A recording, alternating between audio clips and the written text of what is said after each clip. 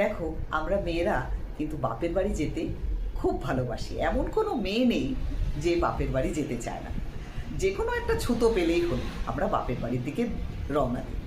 ধরো মন খারাপ হলো, তখনও মনে হয় ছুট্টে বাপের বাড়ি চলে যাই। বা হাজবেন্ডের সঙ্গে একটু খুটোখুটি লেগে গেল, তখন মনে হয় যে দৌড়ে মায়ের কাছে চলে যাই, মায়ের কোলে মাথা রেখে মনের কথা বললেই হয়তো সব শান্ত হয়ে যায়। এরকম অনেক অনেক অজুহাত আমাদের কাছে আছে।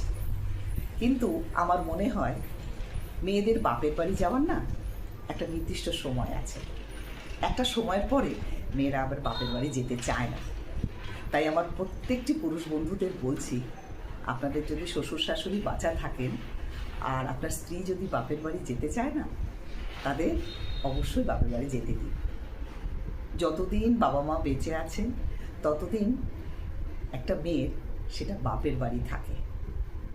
একদিন যখন তারা থাকেন না, সেই ঠিকানাটা কিন্তু পর হয়ে যায়। তখন মেয়েরা নিজেরাই সেই বাপের বাড়িতে আর যেতে চায় না। তাই যতদিন ওনারা বেঁচে আছেন ততদিন মেয়েদের বাপের বাড়ি যেতে দেওয়া উচিত, তাই না?